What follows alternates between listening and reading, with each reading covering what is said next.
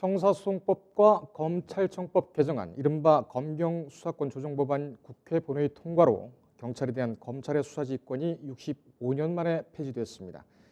사실상 제한이 없었던 검찰의 직접 수사 범위도 상당 부분 제한됐습니다. 검찰 수사 단계의 신문 조서 능력도 경찰 수사 단계와 효력이 같아졌습니다. 이 개정된 형사소송법과 검찰청법, 사실은 우리 국민의 생활과 아주 밀접한 영향이 있습니다. 어떤 영향을 주는지 전문가와 하나하나 깊이 따져보도록 하겠습니다. 대검찰청 검찰개혁위원으로 활동한 법무법인 공간의 김한규 변호사와 함께 하겠습니다. 김 변호사는 서울지방변호사회장을 역임하기도 했습니다. 변호사님 나와 계십니까? 네, 안녕하세요. 네, 안녕하십니까? 예. 예, 우선 국민들의 생활과 가장 밀접하게 이어져 있다는 것이 이 피의자 신문 조서 능력이라고 하던데, 이 예. 검찰 수사 단계와 경찰 단계에서 피의자 신문 조서 능력이 같아졌다는 것, 이거는 어떤 의미를 얘기합니까? 예. 현재도 이 형사 사건 같은 경우에는 재판이죠. 이제 공판이 중심주의로 진행되고 있는데, 앞으로는 더욱더, 그러니까 이 경찰 조서뿐만 아니라 이제 검찰에서 작성된 피의자 신문 조서도 피의자가 그걸 부인하게 되면 이제 증거 능력이 없게 되거든요. 그러면은 재판 단계에서 어떤 공판이 훨씬 더 활성화되지 않을까, 이렇게 좀 예상하고 있습니다. 그런데 가장 바뀌는 것이 검찰 단계에서 신문 조서를 작성을 하고 본인이 서명 날인을 하게 되면은 이 법정에 가서는 뒤집기가 상당히 어렵지 않았습니까? 근데 예. 이번에는 수사 단계, 경찰 수사 단계와 같은 정도의 증거 능력을 인정을 하기 때문에 피고인이 재판 단계에서 본인에게 불리한 진술은 이 수시로 뒤집을 것이다, 이런 전망이 나오고 있습니다. 이런 우려는 어떻게 보실까요? 어차피 형사 절차에서 대원칙은 적법 절차 원칙, 그 다음에 이제 무죄 추정 원칙, 그러니까 피의자의 어떤 인권 보장 측면에 굉장히 중점을 두고 있는 게 우리 헌법 원칙입니다. 사실 이 점에서 보면은 현재는 경찰 피의자 신문 조서를 이제 부인하더라도 이제 경찰 피의자 신문 조서가 증거 능력이 대부분 인정되기 때문에 수사 단계에서 상당 부분 사건이 정리된 상태에서 공판으로 진행되고 있습니다. 근데 앞으로는 이 수사 단계, 근데 경찰에서 부인하더라도 검찰까지 조서를 부인할 수 있으니까 사실 피의자 입장에서는 이제 공판에서 제대로 이제 증거 다툼을 하고 자신의 어떤 무죄를 다투거나 아니면 여러 가지 법정 다툼을 할 수 있거든요.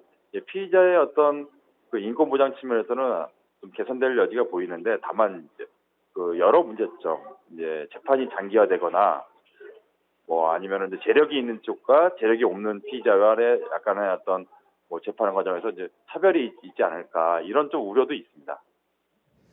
그렇다면 재판 진행 기간도 상당히 늘어나고 무엇보다도 이 변호사 수임료, 사건 수임료가 많이 늘어날 텐데, 이 늘어나는 피고인들의 소송 비용, 이건 어떻게 봐야 될까요? 대책이 좀 있습니까? 사실은 그 점에 대해서는 이번에 이제 사법개혁, 검찰개혁을 진행하면서 사실은 정부가 적극적으로 추진을 못했는데요. 물론은 이제 현 정부의 국정과제 중 하나였죠. 중범죄자라든가 이제 경제 약자에 대해서는 형사 공공 변호사 제도를 도입하겠다, 이런 공약은 있었는데 아직 현실화되지는 않았습니다. 다만 가까운 장래 아니면 먼 미래에서는 사법 절차에 대해서 이제 국민이 통제하기 위해서는 사실은 이제 미국식의 이제 배심제라든가, 더 나아가서 검사의 어떤 플리바긴이라든가 이런 제도도 장기적으로 도입을 긍정적으로 보게 되면 이 공판 진행도 굉장히 짧게 될 수도 있고, 아니면은 국민의 민주 통제가 강화된 측면도 있다고 보기 때문에 이러한 미국식 제도도 한번 긍정적으로 이제 검토할 단계가 아닌가, 이렇게 봅니다. 예.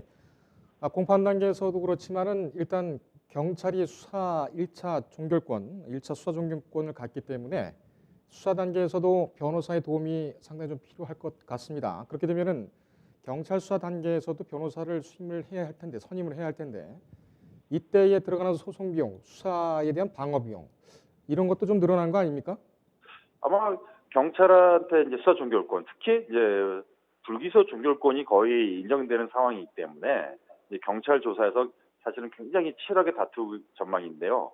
그렇게 되면은 이제 피의자들 입장에서는 아까도 말씀드렸듯이 특히 이제 재력 있는 피해자들 같은 경우는 뭐 여러 변호인들을 통해서 경찰 단계에서 치열하게 다투게 되면은 사실은 굉장히 어떤 본인한테 유리한 결과를 이끌어낼 수도 있거든요.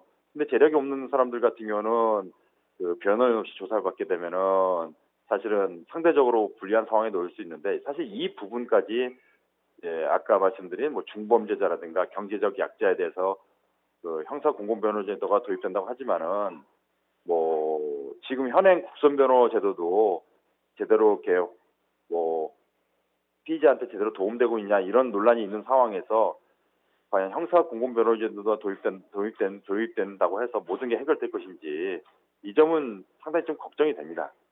일단 뭐 국민 생활, 실생활과 가장 밀접하게 맞닿아 있는 이 조정안 이 부분에 대해서는 대책이 좀 빨리 서야 되겠군요. 자, 일반 형사 사건에 대해서는 경찰이 1차 수사 종결권을 갖게 됩니다. 다시 말하면 경찰이 혐의 없다고 판단을 하게 되면 검찰을 송치하지 않고 바로 끝내는 건데 피해자 같은 경우에는 이 검사의 수사를 한번 맡겨보고 싶다. 이런 경우도 있지 않겠습니까? 이럴 때는 예, 예. 어떻게 구제받을 수 있습니까?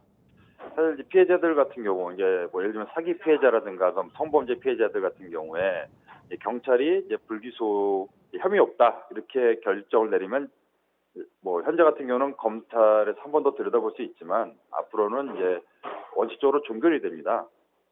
이럴 예. 경우에 이제 피해자들이 이의 신청을 하게 되면 이제 뭐 검사한테 이제 사건이 송치가 돼서 검사가 그 사건을 들여다보고 경찰한테 이제 재수사를 요청할 수 있긴 한데요.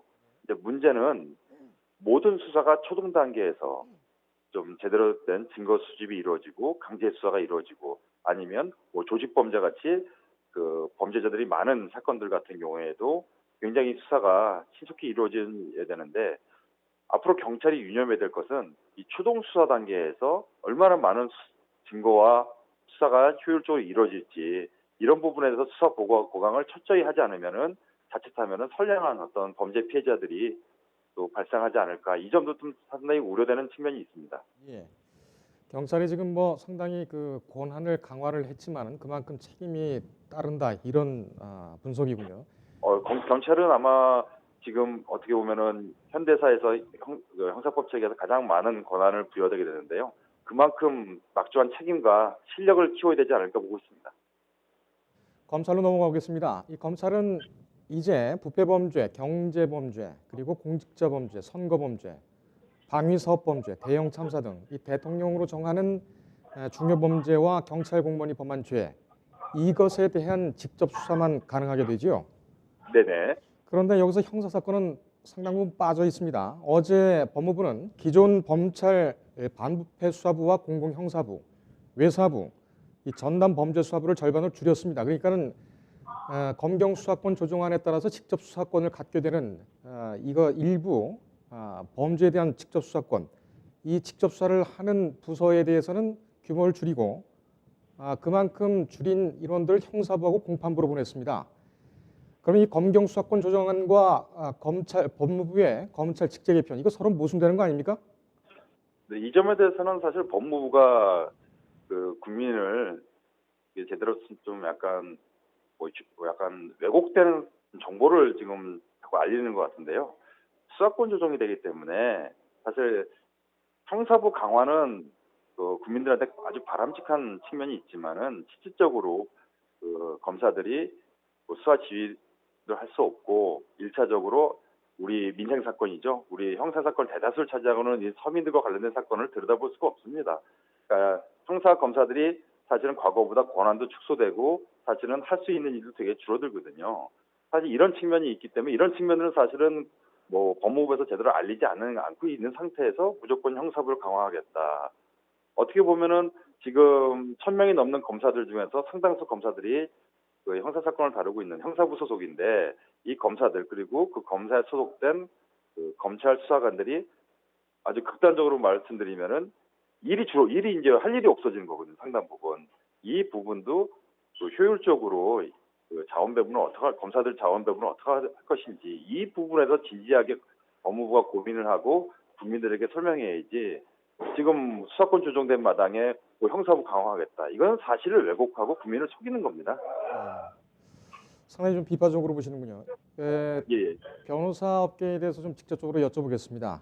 이번 네. 검경 수사권 조정안, 그동안 대한변협이나 서울지방변호사회, 변호사단체들은 가만히 있었는데 이렇게 되면은 아까도 모두에서 말씀드렸던 것처럼 수사 단계와 소송 단계, 변호사들이 이 개입할 여지가 상당히 많아지고 길어집니다. 변호사들 상당히 돈을 많이 벌 텐데 변호사님들은 이번 검경 수사권 조정안 어떻게 보고 계십니까?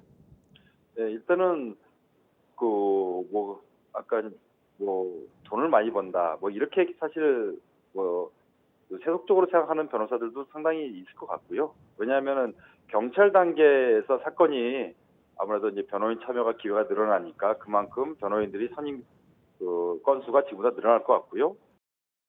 경찰이 이제 불기소 결정을 하게 되면 거기에 대해서 이의를 할 때 또다시 이제 변호사가 개입될 확률도 높고요.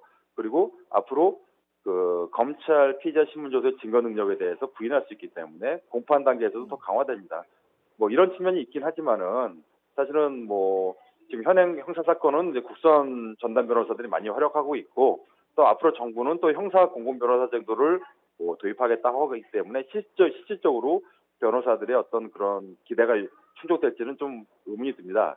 하지만 사실 이런 어떤 세속적인 측면보다는 오히려 걱정되고 있는 것은 뭐 형사 사건의 대다수를 차지하고 있는 일반 우리 민생 사건들, 아까 말씀드렸던 뭐 사기 사건, 성범죄 사건, 명예훼손 사건, 뭐 이런 사건들 같은 경우에 경찰이 검사의 지휘를 받지 않고 아주 공명정대하게 실체적 진실을 밝힐 수 있어야 된다. 이런 걱정과 경찰에 대한 좀 뭐랄까 응원 이런 것이 마음이 앞서는 게 사실입니다. 알겠습니다. 상당히 솔직하게 답변을 해주셨습니다. 지금까지 김한규 법무법인 공간의 변호사와 함께했습니다. 변호사님 여기까지 듣겠습니다. 예, 감사합니다. 감사합니다. 인터넷에 떠돌아다니는 수많은 뉴스 기사. 아직도 포털에서 일일이 검색하세요? 이제 뉴스통에서 터치 한 번으로 손쉽게 확인하세요. 최근 내가 구독한 기사를 분석해 오늘의 기사를 추천하는 개인 맞춤형 AI 뉴스. 나만의 공간인 뉴스북에서 콘텐츠를 편집하고 이용자와도 활발한 소통이 가능합니다. 사진과 영상 자유롭게 이동하고 언론사 기자들이 실시간으로 업로드하는 동영상도 확인해보세요. 더 풍성하고 새로워진 뉴스통. 지금 바로 만나보세요.